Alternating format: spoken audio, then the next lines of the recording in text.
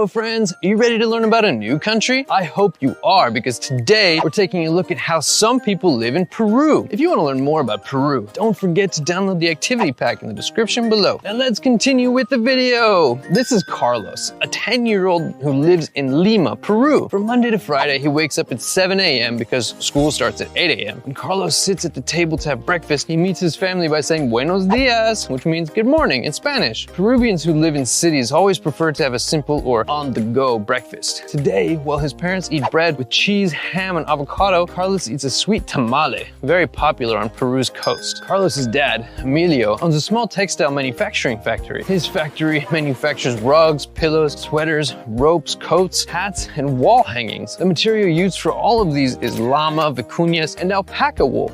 Since it's a little cold outside, Carlos wears a classic chullo, which is a colorful woven hat with two straps on the sides. After Carlos leaves for school, his mother, Elena, practices marinera, which is a traditional dance in Peru. Today in school, Carlos is learning about the Nazca lines, huge human and animal figures made in the desert between Palma and Nazca. On his way back home, Carlos not only passes by the beautiful buildings of Lima, which combine modern and classic architecture, but he also passes by the famous Love Park, or Parque del Amor in Spanish. This beautiful park is located in the Malecón de Miraflores, and it's the perfect place to enjoy the view of the ocean and sunset. When Carlos gets home, his mother greets him with a fresh and delicious meal, ceviche, with chicha morada, a refreshing drink made from sweet purple corn. Carlos loves chicha morada. Sometime later, Carlos goes out to play with his friends. Peruvian kids like to play all sorts of games, like with a spinning top or hide and seek. I know you're probably quite familiar with that one, but Carlos's favorite game is the elastic band game, or Juego de la Liga in Spanish. In this game, one kid has to jump between a big elastic band held by two other kids. These two kids hold the band with their ankles, and little by little, the difficulty increases, raising the band to the knees, waist, etc. After Carlos and his friends are done playing, this is Brigida. She lives on the floating islands in Lake Titicaca. This lake is on the border with Bolivia and is the highest navigable lake in the world. Brigida is a native of the Uro tribe. They're the ones who reside on the man-made floating islands. Brigida enjoys feeding the fishes every morning before going to school. She knows the perfect spot to see the fishes. The fishes always come to the same spot because they know she'll feed them there. This is Alejandro. He lives in Cusco with his family, a city in southeastern Peru. The city is the closest one to Machu Picchu, which was the capital city of the Incan Empire many years ago. Like half the population of Peru, Alejandro and his family are descendants of the Incan people. Machu Picchu was built around the year 1450 by the Incan Empire. The Incas built a stone road from Cusco to Machu Picchu, which Fernando takes his tourists through. He leads them through the hiking trail all the way to Machu Picchu. Machu Picchu is about 50 miles from Cusco.